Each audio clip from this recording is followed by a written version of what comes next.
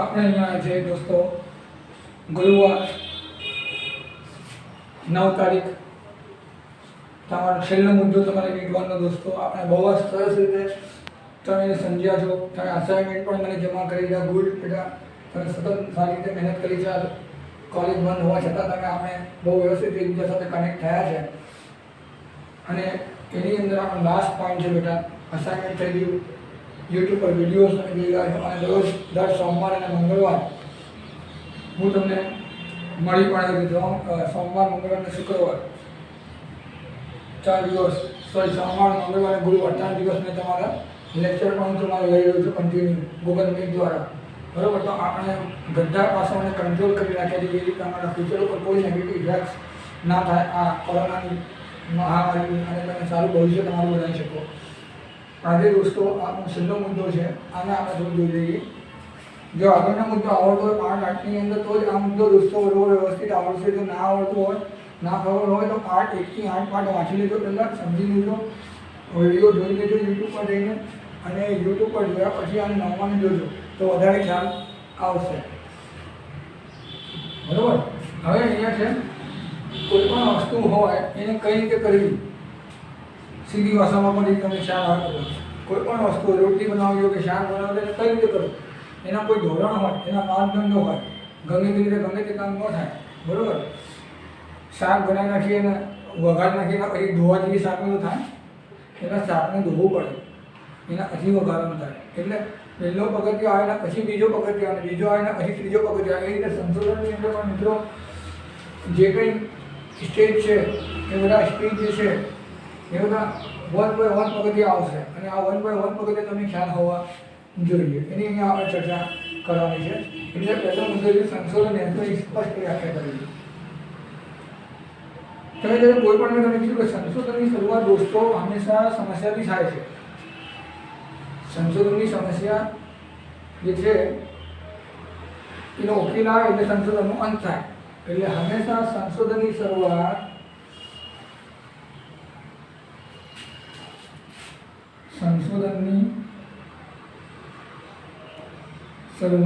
કોનાથી થાય છે? સમસ્યાથી થાય. બરોબર? સંશોધન હંમેશા સમસ્યાથી થાય છે, અને આ સમસ્યાનો ઉકેલ આવે એટલે એનું સંશોધનનું પરિણામ આવી ગયું એવું કહેવાય. હવે સંશોધનનો હેતુ જે છે, એટલે આપણે જે સમસ્યા લીધી એ સમસ્યા શા માટે પસંદ કરી, આપણે જે સમસ્યા પસંદ કરી છે એ શા માટે પસંદ કરી, એ આપણો કમ્પ્લીટ કોન્સેપ્ટ ક્લિયર હોવો જોઈએ. હેતુ, પર્પઝ, ઉદ્દેશ્ય. તમે ગમે તેમ રીતે કોઈને જ્યારે સંશોધનની અંદર પીએચડીમાં સમસ્યા પસંદ કરવી એ જ મોટી સમસ્યા છે ભાઈ. હા, લોકોના એક વાર થતા છે સંશોધનની સમસ્યા પસંદ કરવી એ સંશોધનની સૌથી મોટી સમસ્યા છે દોસ્તો. જેમ જેમ તમે મોટા થશો અને આગળ વધવા જશો તો તમને ખ્યાલ આવશે કે આ સમસ્યા એમને પસંદ નથી થતી. તમે કોઈ પણ સમસ્યા લઈને સંશોધન કરવા માંગો છો, જે સમસ્યા તમારી દ્રષ્ટિએ સમસ્યા છે, સોસાયટીની દ્રષ્ટિએ સમસ્યા છે, એ સમસ્યા પર તમે સંશોધન કરવા માંગતા હોય તો તમે કેમ કરો છો એ નક્કી કરવું હોય તો તમારી પાસે જે તે સમસ્યાનું સંપૂર્ણ જ્ઞાન હોવું જોઈએ. તો તમે એના હેતુ લખી શકો ને. હા, તમને પોઝિટિવ ખબર ના હોય તો તમે નેગેટિવ પ્રોબ્લેમ કઈ રીતે બતાવી શકો. બરાબર? તમને માનસિક સ્વાસ્થ્ય શું છે ખબર હોય, માનસિક સ્વાસ્થ્યની વ્યાખ્યા ખબર હોય, માનસિક સ્વાસ્થ્ય કોને કહીએ ખબર હોય, માનસિક સ્વાસ્થ્યના લક્ષણો ખબર હોય, માનસિક સ્વાસ્થ્યના લક્ષણો ખબર હોય, માનસિક સ્વાસ્થ્યના અભિગમો ખ્યાલ હોય. બરાબર? આ બધું જ્ઞાન હોય, ટોટલી તમને કોન્સેપ્ટ ક્લિયર હોય, સિદ્ધાંતો ખબર હોય તો તમે એવું કહો કે મારે માનસિક સ્વાસ્થ્યનો અભ્યાસ કર્યો છે, મારે માનસિક સ્વાસ્થ્યનો અભ્યાસ કર્યો, એટલું ખબર પડે ખાલી માનસિક સ્વાસ્થ્યનો આટલું બધું વાંચો, તેના પછી આટલો 4 શબ્દ કહી દીધા મેં, પણ આ 4 શબ્દ નથી. તમારે આના ઉપર 400 700 800 1000 પણ વાંચવા પડે. મેન્ટલ હેલ્થ ઉપર તો તમને મેન્ટલ હેલ્થ ખબર પડે. બરાબર? હવે માનસિક સ્વાસ્થ્ય તમારે મેઝરમેન્ટ કરવું છે તો તમે એવું કહો કે મારે તમે માનસિક સ્વાસ્થ્ય વિશે બધું વાંચી લીધું, અને પછી તમે કીધું કે મારે માનસિક સ્વાસ્થ્યનું મેઝરમેન્ટ કરવું છે, મારે માનસિક સ્વાસ્થ્યનો અભ્યાસ કરવો છે, તો પછી બીજો પ્રશ્ન થાય. પહેલો તો હેતુ કમ્પ્લીટ છે ને, એક જ સમસ્યામાં ઘણા બધા હેતુઓ, જરૂરી નથી કે એક સમસ્યા છે એક જ હેતુ. એક સમસ્યાના એક હેતુ પણ આવી શકે, એક સમસ્યાના ઘણા બધા હેતુઓ પણ હોઈ શકે વિદ્યાર્થી મિત્રો. हेतु एक संशोधन एक समस्या છે માનસિક સ્વાસ્થ્ય। હવે પ્રશ્ન એ થાય મનની અંદર કે કોનું માનસિક સ્વાસ્થ્ય માગવું? 5 વર્ષના છોકરાનું માનસિક સ્વાસ્થ્ય માગવું, 10 વર્ષના બાળકનું માનસિક સ્વાસ્થ્ય માગવું, સ્કૂલ કોઈ સ્ટુડન્ટનું માનસિક સ્વાસ્થ્ય માગવું, કોલેજના વિદ્યાર્થીનું માનસિક સ્વાસ્થ્ય માગવું, એસટી એસટીનું માનસિક સ્વાસ્થ્ય માગવું, આદિવાસીનું માનસિક સ્વાસ્થ્ય માગવું, મુસ્લિમ લોકોનું માનસિક સ્વાસ્થ્ય માગવું, કોનું મેજરમેન્ટ કરવું? કઈ ઉંમરના બાળકોનું, કઈ ઉંમરના વ્યક્તિનું માનસિક સ્વાસ્થ્ય માગવું? નોકરી કરતા હોય એવી વ્યક્તિનું માનસિક સ્વાસ્થ્ય માગવું કે નોકરી ના કરતા એનું માનસિક સ્વાસ્થ્ય માગવું, જે શૈક્ષણિક રીતે પછાત છે એનું માનસિક સ્વાસ્થ્ય માગવું, કે જે શૈક્ષણિક રીતે બહુ હાઈલી એજ્યુકેટેડ છે એનું માનસિક સ્વાસ્થ્ય માગવું। તો આ બધી વસ્તુઓ દીકરાઓ હેતુ પ્રમાણે નક્કી કરવું। હા, આને આપણે હેતુ કહીએ છીએ। કેટલી બધી વસ્તુ હોય એની અંદર, કોઈ એક વસ્તુ પકડો તો એના ઉપર તમને એઝ એ હોલ ખ્યાલ આવવું જોઈએ કે મારે આ વસ્તુ ઉપર આટલું આટલું કરવાનું છે, આની પાછળ મારો આ હેતુ રહેલો છે। પછી તમે નક્કી કરી લો કે મારે માનસિક સ્વાસ્થ્યનું છોકરાનું છોકરીનું માનસિક સ્વાસ્થ્ય આપવું છે અને એ કયા તો કોલેજના વિદ્યાર્થી, ચલો એ નક્કી થઈ। પછી એ નક્કી થાય કે ફર્સ્ટ ક્લાસ અને સેકન્ડ ક્લાસનું આપવું છે, ચલો એ નક્કી થઈ। પછી એ થાય કે માનસિક સ્વાસ્થ્ય કયા પ્રકારનું માનસિક સ્વાસ્થ્ય, કયા પાસા? માનસિક સ્વાસ્થ્યના ઘણા બધા પાસા હોય। માનસિક સ્વાસ્થ્યની અંદર આપણે એસની અંદર જોયું હતું કે બે વસ્તુ ઇન્વોલ્વ છે। પહેલી વસ્તુ ઇન્વોલ્વ છે ફિઝિકલ, શારીરિક, અને બીજી છે મેન્ટલ। તો તમે કયા પાસાનું મેજરમેન્ટ કરવા માંગો છો?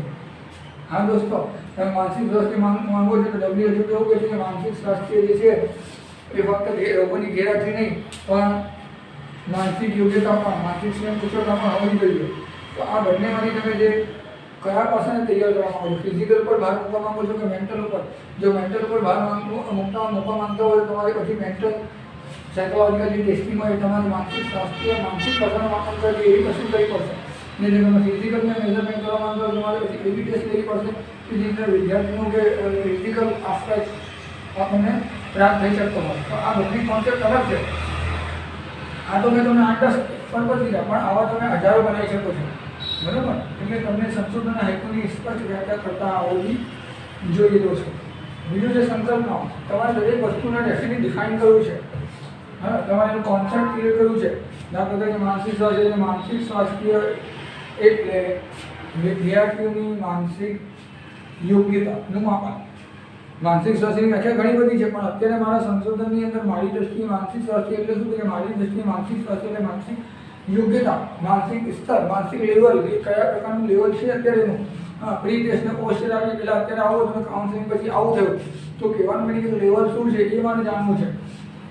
તો ઉંમર, તો કે ઉંમર કઈ, તો કે ઉંમરની એવી સંકલ્પના કરી દેવી પડે કે મારે 18 થી 20 વર્ષના છોકરા છોકરીનો અભ્યાસ કરવો છે। હા, ત્રીજું લઈએ શિક્ષણ। તો શિક્ષણની અંદર શિક્ષણ તો ઘણું બધું હોય, આર્ટ્સ હોય, કોલેજ હોય, સાયન્સ હોય, મેડિકલ હોય, આઈટીઆઈ હોય, ડિપ્લોમા હોય, સર્ટિફિકેટ કોર્સીસ હોય, આર્ટ્સ હોય, કોમર્સ હોય, સાયન્સ હોય, ઇન્ડોલોજી હોય, જ્યોગ્રાફી હોય, ઇકોનોમિક્સ હોય, અલગ અલગ સબ્જેક્ટ્સ હોય, પેરામેડિકલ અને મેડિકલ હોય, સોશિયલ સાયન્સ હોય, હ્યુમેનિટીઝ હોય, લિટરેચર્સ હોય। તમે શું કરવાનું હોય? શિક્ષણની વ્યાખ્યા તમારે ક્લિયર કરવી પડે, એની કોન્સેપ્ટ તમારે લખવું પડે। શિક્ષણ, મારી દ્રષ્ટિએ શિક્ષણ એટલે જે વિદ્યાર્થીઓ ટીવાયની અંદર ને એફઆઈડીની અંદર એફઆઈઆર વિદ્યાર્થીઓ, એફઆઈઆર સિવાયના જે વિદ્યાર્થીઓ જે મનોવિજ્ઞાન વિષયના છે અને જે 18 થી 20 વર્ષના છે એ વિદ્યાર્થીની મારે માનસિક સ્વાસ્થ્ય આપવું છે। તો તમે આ ઉંમર આવી રીતે ડિક્લેર કરી શકો છો, બરાબર? તો દરેક પાસો જે છે તમારો, તમે જે લેવા માંગો છો, તમે જે પરિવર્તી પસંદ કરવા માંગો છો, જે પરિવર્તીને પસંદ કરતી વખતે તમારે શું આપવું છે એ દરેકની તમને સંકલ્પના, તમને ડેફિનેશન, એનું ક્રિયાત્મક ઓપરેશન ડેફિનેશન, ક્રિયાત્મક વ્યાખ્યા જ્યારે તમને ખ્યાલ હોવી જોઈએ। બીજો એવું છે કે તમે બીજો મહત્વની વસ્તુ છે કે તમે જ્યારે કોઈ વસ્તુને આપો છો કે 18 થી 20 વર્ષના, તો તમને બીજો પ્રશ્ન આવી જવું જોઈએ કે 18 થી 20 વર્ષના કેમ લીધા, કે 20 થી 22 નાના લીધા અને 25 થી 35 નાના લીધા અને 45 થી 60 વર્ષના ના લીધા। કહેવાનું મિનિંગ તમને જે તમે વસ્તુ પસંદ કરશો એ તો ખબર હોવી જોઈએ મેં આ ઉંમર આના માટે લીધી છે, પણ સાથે સાથે તમે બીજી વસ્તુ કેમ બીજી ઉંમરને એક્સેપ્ટ ના કરી આની અંદર કેમ ઇન્વોલ્વ નથી મૂકી માનસિક સ્વાસ્થ્યના કોન્સેપ્ટ્સની અંદર, તો તમને એનું પણ લોજિકલ આન્સર આવડવું જોઈએ, તો તમને તમારું સંશોધન છે એ સારું થશે। એટલે તો આપણે અહીંયા હેડિંગ કર્યું છે સારા, ગમે તેવું સંશોધન નથી કરવું આપણે ચીલા ચાલો, બરાબર? જે પોલિંગ ઉપર થાય છે ને, એનડીટીવી ને યુપી ને આસ્તકને આવેલી ન્યૂઝ ચેનલ કરે છે, ફલાણી એની અંદર બીજેપી જીતે છે, ફલાણી અંદર કોંગ્રેસ જીતે છે, તો કેટલું તો કે કોઈ રસ્તે ચાલતો વ્યક્તિ મળ્યો એનાથી માહિતી લીધી, 1 લાખ લોકોનું ઓપિનિયન લીધું અને અમે નક્કી કર્યું એના પછી પિતાજી આ અત્યારે જે પ્રવાસ છે એ બીજેપી તરફ છે. એટલે આની સંશોધન કહેવાય, આને મજાક કહેવાય. કેમ કે દુનિયાની કોઈ બુક જે છે વૈજ્ઞાનિક આ રીતે સંશોધન કરવાનું કહેતી નથી. મેં તો આજ દિન સુધી મને જે પ્રોફેસર સમજાવ્યું છે બરાબર, તો મેં તો આવું ક્યાંય જોયું નથી. સારા સારા પ્રોફેસર જે ફોરેન જઈને આવ્યા હતા, ઘણું બધું વિદ્વાન સાહેબો હતા મારા બરાબર, એ ડૉક્ટર જોશી સાહેબ હોય, રાજેન્દ્ર જોશી સાહેબ હોય, નવીન પટેલ સાહેબ હોય, કે ચુટાણી સાહેબ હોય, આ બધા સાહેબો મને જ્યારે ભણાવતા મલિક સાહેબો, તો ત્યારે તો મને આવું ક્યાંય જોવા નથી મળ્યું કે જે રસ્તામાં મને એનું ડેટા લઈ લીધું અને 1 લાખ હોય. હવે ભલે જિલ્લાની વસ્તી 25 લાખ ક્યાં નામ આપણે 1 લાખ નથી, તો એ તો રિપ્રેઝેન્ટેટિવ નથી, એ પ્રતિનિધિત્વ કરતો જ નથી. આજનો ડેટા નિર્દર્શ સમજણીમાંથી નિર્દર્શ પસંદ કરવાની કોઈ ટેકનિક હોય. ગમે તે રીતે સમજણીમાંથી વસ્તીમાંથી આપણે નિર્દર્શનું સેમ્પલને લઈ ના શકીએ દોસ્તો બરાબર. તો આ બધું જ્ઞાન તમને હોવું જોઈએ. તો આ તમારો પહેલો મુદ્દો પૂરો થાય છે અને સાથે બીજો પણ ક્લિયર કરી દે. આ જરા સમજો એના પછી તમે આપણે આગળ વધીને જણાવવા આવી દઈએ.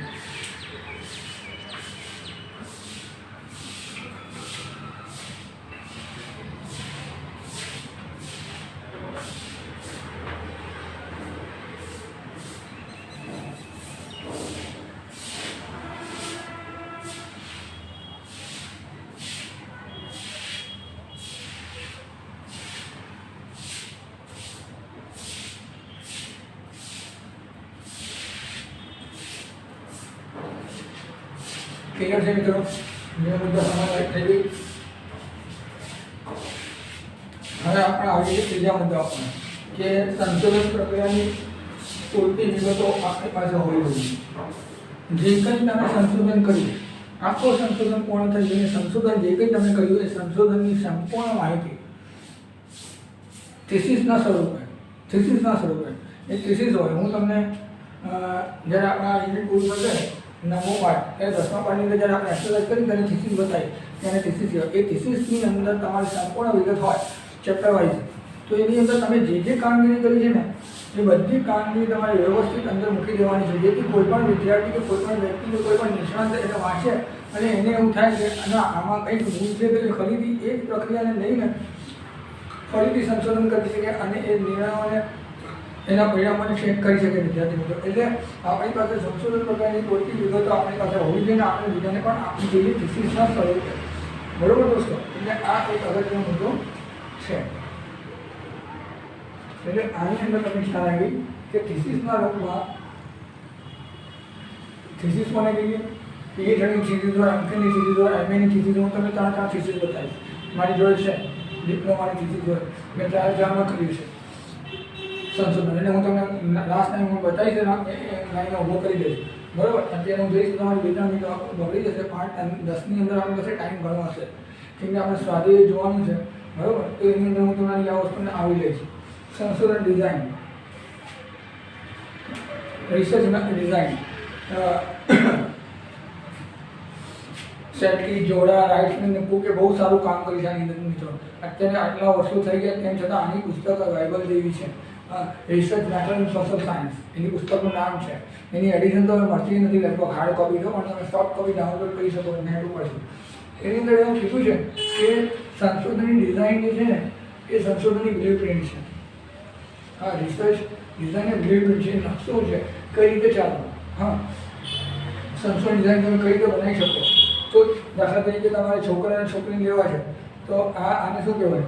તો કહેવાય આને કહેવાય જાતિ, એટલે સેક્સ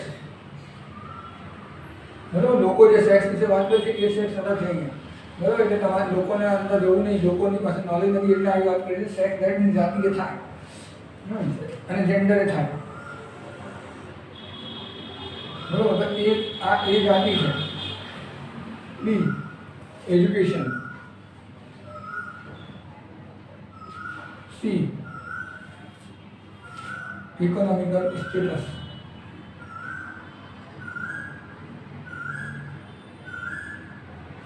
થઈ ગયા.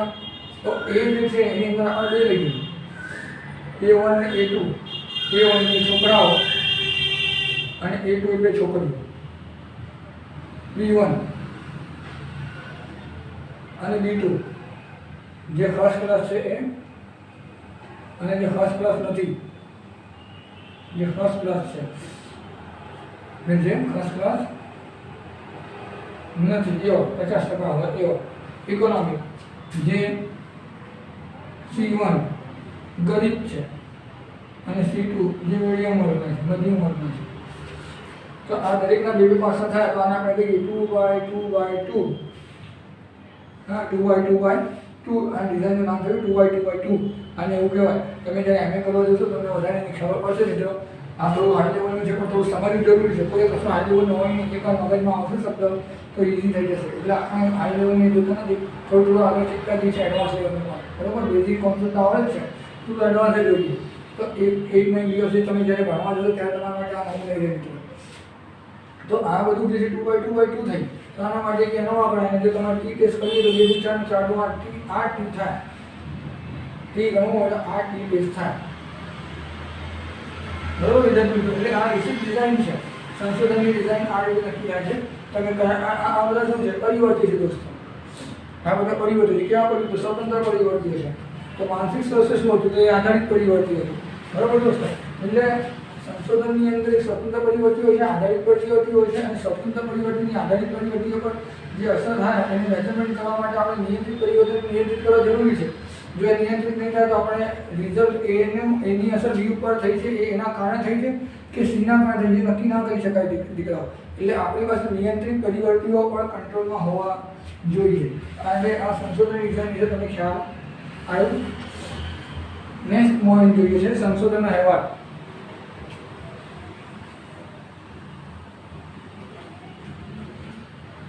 Research report.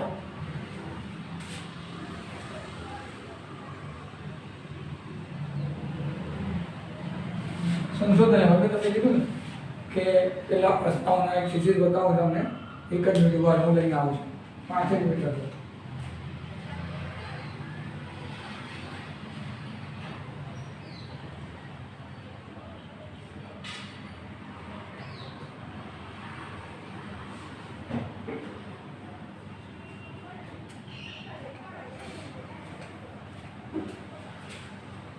આને થીસીસ કહેવાય દોસ્તો. દેખાતી વિદ્યાર્થી મિત્રો? જો થોડી નજીક લાવ, ક્લોઝઅપ લઈ લો. આ મારી એમફિલની થીસીસ છે દોસ્તો. આ સંશોધન અહેવાલ છે, રિસર્ચ રિપોર્ટ છે આખો. ઉચ્ચતર માધ્યમિક શાળાઓના શિક્ષકોના માનસિક સ્વાસ્થ્ય અને સમાજનો અભ્યાસ. હા, આ ફ્રન્ટ પેજ છે. એના પછી એની અંદર આ રીતે એનું સેકન્ડ પેજ આવે, રિપોર્ટ્સ આવે, એના ચેપ્ટરાઇઝેશન થાય અને તમે જે કંઈ સંશોધન કર્યું છે આ ટોપિક ઉપર એ બધી ડિટેલ્સ આની ઉપર આવી જાય. આને આપણે થીસીસ કહીએ છીએ. અને આ જે મેં લખ્યું આખું એમફિલની અંદર એના આધારે મને પોઈન્ટ્સ મળ્યા, પાસ થયું. બરાબર, તો આને આપણે કહીએ છીએ સંશોધન અહેવાલ. અલગ અલગ ચેપ્ટરાઇઝેશનની અંદર કરવામાં આવે છે. આવી મારી પાસે PhD થીસીસ પણ છે. આવી મારી પાસે એમફિલની થીસીસ છે મારી. આવી PhD ની પણ છે. આવું મેં ડિપ્લોમા કર્યું હતું, post graduate diploma in counselling psychology, counsellor જવા માટેની. એની અંદર પણ મેં થીસીસ કરી, જેની અંદર વિદ્યાર્થીની ચિંતાનો અભ્યાસ માપન કર્યો. તો એનો પણ અહેવાલ હોય. એટલે અહેવાલમાં શું હોય તો કે કેટલા પ્રસ્તાવનાની અંદર શું હોય તો એના વિશે જે પરિવર્તીઓ આધારિત પરિવર્તી હોય આપણે એ આધારિત પરિવર્તી વિશેની સંપૂર્ણ માહિતીની અંદર આપણે લખવાની છે. બરાબર, અને એની પ્રસ્તાવની આપણા સંશોધન શા માટે કરવા માંગીએ છીએ એ પણ આપણે શરૂઆત યાદી કરવી જોઈએ. પછી એની અંદર આપણે હેતુઓ હોય, એની અંદર આપણા ઉત્કલ્પનાઓ હોય, એની અંદર આપણી માહિતી એક જ પ્રકારની પદ્ધતિઓ હોય, એની અંદર મનોવૈજ્ઞાનિક કસોટીઓ હોય, એની અંદર આપણે આંકડાશાસ્ત્રીય પદ્ધતિઓ હોય, એની અંદર પરિણામ ચર્ચા હોય, એની અંદર તારણો હોય, એની અંદર મર્યાદાઓ હોય, એની અંદર સંદર્ભ ગ્રંથો હોય. આ બધી વિગતો ભેગી થાય મિત્રો તો આ સંશોધન અહેવાલ આપણે એને કહીએ. તો સંશોધન અહેવાલ આ રીતે લખાય છે. મેં તમને બતાવી છે મિત્રો. 2008ની અંદર મેં આ એમફિલ કર્યું હતું મિત્રો. જો આ સંશોધન અહેવાલ છે, બરાબર, ટાઈપ કરેલું આખું છે. ક્યારેક કોલેજ શરૂ થતી એટલે હું તમને રૂબરૂ પણ બતાવીશ, જેથી તમે હાથમાં લઈને જોઈ શકશો. તારણો. તમે જે કંઈ સંશોધન કર્યું હોય દોસ્તો, એ સંશોધનના પરિણામ જે કંઈ આવ્યા હોય, સંશોધનના જે પરિણામો હોય કાં તો ઉત્કલ્પનાની સાથે સંબંધિત હોય કાં તો સંબંધિત ના હોય. કેમ કે ઉત્કલ્પના આપણે આગળ ભણીશું, બરાબર, કેમ કે એ ત્રીજા ચેપ્ટરમાં આવે છે તમારે. પણ અત્યારે આપણે જોઈએ એની અંદર વાત છે તો થોડું સમજો, થોડા શબ્દોથી પરિચિત થતા જાઓ. ઉત્કલ્પના જે શૂન્ય હાથ ઉત્કલ્પના પણ હોય ને વૈકલ્પિક ઉત્કલ્પના પણ હોય. શૂન્ય ઉત્કલ્પના એટલે ઝીરો ઉત્કલ્પના નહીં, શૂન્ય ઉત્કલ્પના આપણે કહીએ છીએ નલ હાઇપોથેસિસ અને વૈકલ્પિક ઉત્કલ્પના જેને આપણે કહીએ છીએ ઓલ્ટરનેટિવ હાઇપોથેસિસ. દાખલા તરીકે તમે કીધું કે મારી છોકરા સંસદ ડિઝાઇનની અંદર કીધું કે છોકરા અને છોકરીના માનસિક સ્વાસ્થ્યમાં તફાવત નથી. there are no significant differences between the girls and boys. આવું તમે કરી તો આને આપણે નલ હાઇપોથેસિસ કહીએ. અને બીજું કહીએ વૈકલ્પિક ઉત્કલ્પના, કાં તો છોકરાની માનસિક સ્વાસ્થ્ય સારું છે કાં તો છોકરીઓનું સારું છે. આ શું કહ્યું? ઓલ્ટરનેટિવ યુઝ કર્યું. તો કાં તો ઉત્કલ્પનો સ્વીકાર થાય પરિણામની અંદર, કાં તો અસ્વીકાર થાય. બરાબર મિત્રો? આ સાયન્ટિફિક છે. કાં તો સાર્થક થાય કાં તો અસાર્થક થાય. સિગ્નિફિકન્સ આવે કાં તો નોન સિગ્નિફિકન્સ આવે.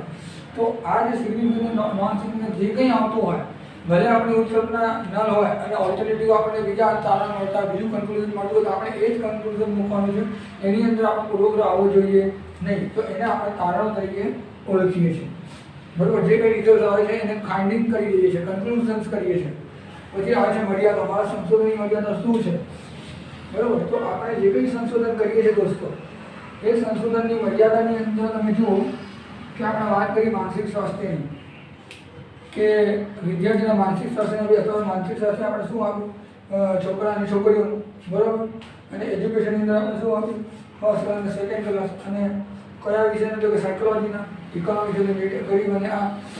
પણ આ મારા આ જ વસ્તુ મારા સંશોધનની મર્યાદા છે.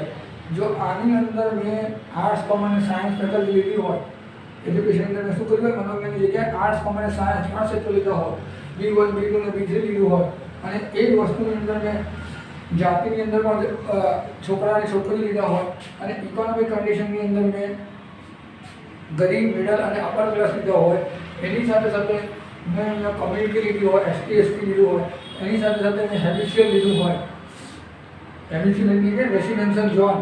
તમે કયા એરિયામાં રહો છો, કે ટાઉનમાં રહો છો, શહેરમાં રહો, તાલુકામાં રહો છો, જિલ્લામાં રહો છો, તો એ બધી વસ્તુઓ મેં લીધી નથી. આ મારી મર્યાદા છે, મારા સમયની અનુકૂળતાને કારણે, સમયની મર્યાદા લીધે. જો આવનાર પણ આ ફાયદો શું છે કે જે મારી મર્યાદા છે એ આવનાર સંશોધન માટે ફાયદા થઈ જશે. એના ઉપર એ સંશોધન કરી શકશે, આગળ વધારી શકશે. એવું પણ તમે તમારી થીસીસમાં લખી શકો. આ સંશોધન અહેવાલની અંદર તારણો આ રીતે બતાવી શકાય અને મર્યાદાઓ પણ બતાવી શકે કે આટલી વસ્તુઓ અમે ઇન્વોલ્વ નથી કરી આ સંશોધનની અંદર, જે અમારી મર્યાદા છે. જો હું કરી હોત તો વધારે સારું થાય, પણ સમય અને આર્થિક બોજાને કારણે આ નથી કર્યું.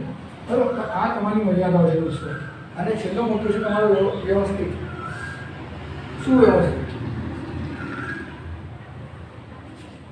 તમારું જે સંશોધન છે વ્યવસ્થિત હોવું જોઈએ. વ્યવસ્થિત ક્યારે થશે દોસ્તો? વ્યવસ્થિત ત્યારે થશે જ્યારે તમારા આ એકી પહેલો મુદ્દો, બીજો મુદ્દો, ત્રીજો મુદ્દો, ચોથો મુદ્દો તૈયાર હશે. 5મો અને 6મો પર્યાય, 7મો મુદ્દો તૈયાર હશે. આ બધા જ પહેલાંથી પ્લાનિંગ હશે કે મારે કયું પરિવર્તન લેવું, કોનું માપન કરવું, આના માટે કઈ મનોવિજ્ઞાનિક કસોટીઓ છે, કઈ એડવાન્સ મનોવિજ્ઞાનિક કસોટી છે, કઈ નવી ડિઝાઇન બનેલી છે, કઈ 2020ની એડિશન છે. બરાબર? આ છોકરાઓની લેંગ્વેજમાં યોગ્ય તો છે ને, વધારે પડતા આધાર શબ્દો તો નથી ને. આ માનાંકો આ રાજ્યમાં સ્થાપિત થયેલા છે ને, એના નોમ જે છે એ અહીંયા એસ્ટાબ્લિશ થયેલી છે ને ગુજરાત રાજ્યમાં. ગુજરાતમાં આપણે તો ગુજરાત રાજ્યમાં એસ્ટાબ્લિશ થયેલી છે કે નહીં? જો ના થયેલી હોય તો આપણે એને બધી યુઝ કરીને ફરીથી એક વખત યુઝ કરીને ટ્રાન્સલેટ કરીને એના પર એસ્ટાબ્લિશ કરી દઈએ, પછી એને આપણે યુઝ કરીએ. તો આ બધી વસ્તુઓનું વ્યવસ્થિત પ્રયાસ કરીને, વસ્તુ પ્લાનિંગ કરીને સંશોધન કરીએ તો જ આપણા બધા તબક્કાઓ વ્યવસ્થિત થાય, તો જ આપણું સંશોધન વ્યવસ્થિત થઈ શકે છે. પછી એ ચોથો નવો મુદ્દો દીકરાઓ તાર્કિક.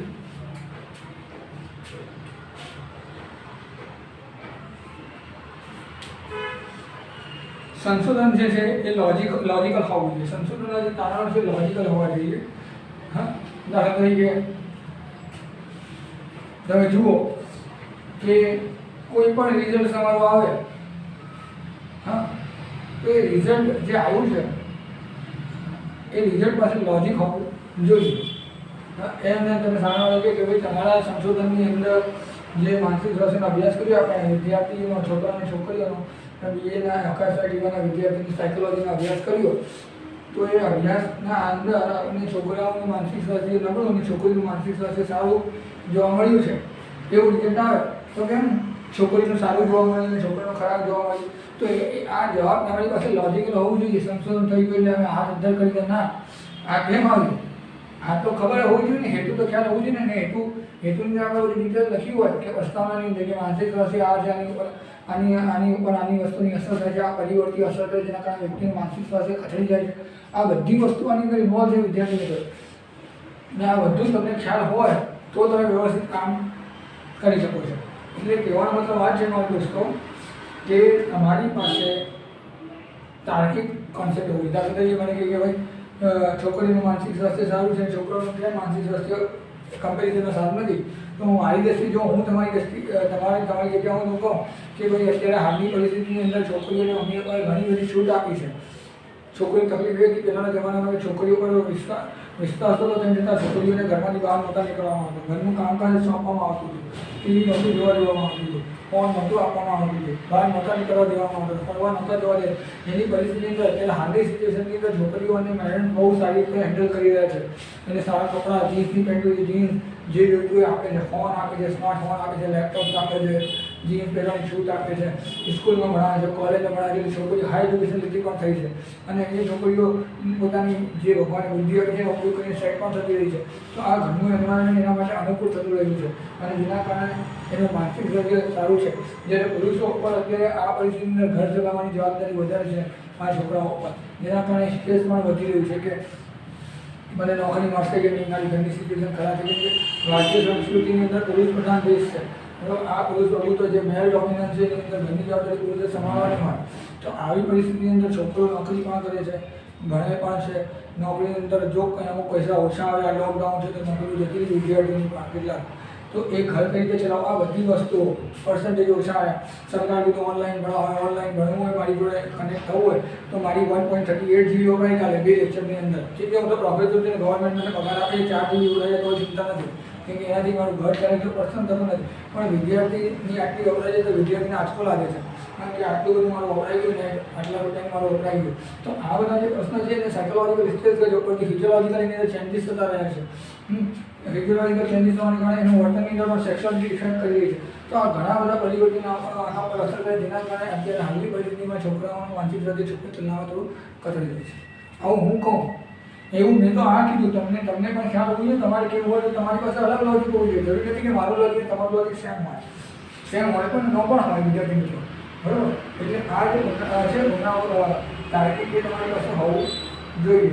તે જ દોસ્તો અહીંયા સુધી ખ્યાલ આવે. હવે આજે આપણે 10મું પોઈન્ટ ચલાવીએ છીએ, તો તમારો મુદ્દો છે એ ચલાવી લઈએ, પુનરાવર્તન. કોઈ પણ સંશોધન જ્યારે આપણે કરીએ છીએ દોસ્તો, તો એ સંશોધન જે છે એ સંશોધનનું જે અહેવાલને તમને બતાવ્યું, જે થીસીસ અત્યારે બતાવી મારી અંકેલની, તો એની અંદર મેં સંપૂર્ણ વસ્તુ લખી દીધી. અને મેં તમને પહેલાં કીધું કે વિજ્ઞાનના મુખ્ય 3 લક્ષણો છે. વસ્તુલક્ષિતા, કાલે પણ આપણે ઓનલાઈન લેક્ચર લીધું ત્યારે આ શબ્દો વાપરે છે. ઓબ્જેક્ટિવિટી, પુનરાવર્તન, પરિવર્તન અને નિયંત્રણ. આ જે 4 લક્ષણો હોય તો જ એને વિજ્ઞાન. આ 4 લક્ષણો ના હોય ને ગેરહાજર હોય 4માંથી કોઈ એકાદ પણ, તો એને આપણે વૈજ્ઞાનિક કહી શકાય નહીં. તો આ 4 લક્ષણોમાંનું એક લક્ષણ છે પુનરાવર્તન દોસ્તો. જ્યારે તમે કોઈ સંશોધન કરો છો, સંશોધન અહેવાલ લખો છો, એની અંદર બધી ડિટેલ્સ મૂકો છો, તો એ ડિટેલની કોઈને ચકાસણી કરવી હોય તો એ ચકાસણી તમે કરી શકો અને વધારે સારી રીતે એનું રિઝલ્ટ ડિક્લેર કરી શકો. આને આપણે સંશોધનનો અહેવાલ તરીકે યુઝ કરી શકીએ. અને મારે તમે કોઈ સંશોધન કર્યું, કાં તો મેં આ થીસીસ મૂકીને, આ થીસીસ ઓનલાઈન પણ મુકાઈ છે, ઓનલાઈન પણ છે આ થીસીસ, તો તમે એને વાંચો કાં તો મારાથી લઈને વાંચો, ફોટા પાડીને વાંચો, તમને ખ્યાલ આવે કે સર આટલી પ્રક્રિયા કરીને સંશોધન કર્યું છે.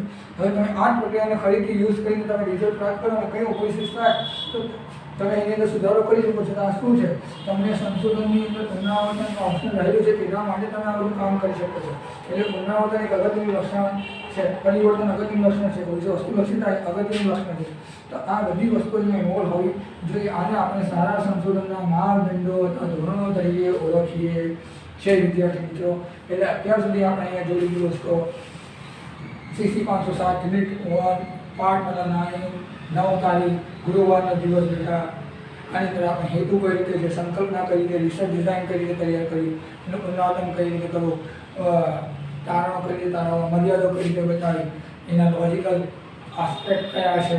હા, આ બધી આપણે ચર્ચા કરી છે. આની અંદર તમને કોઈ ખ્યાલ ના આવતો હોય તો તમે મને ગૂગલ ક્લાસરૂમની અંદર ચેટિંગ કરી શકો છો. ગૂગલ મીટ જ્યારે લેક્ચર કાલે લઈશ તમારો ગુરુવારના દિવસે, ત્યારે તમે મને ચેટ કરી શકો છો, એની અંદર મીટિંગની અંદર ક્વેશ્ચન કરી શકો છો, વોટ્સઅપની અંદર તમે મને ક્વેશ્ચન મોકલી શકો છો, યુટ્યુબ પર તમે કરી શકો છો.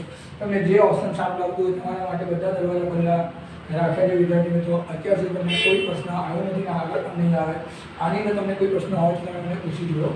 1 મિનિટ આપું છું, પછી આપણે એને ક્લોઝ કરીશું દીકરાઓ.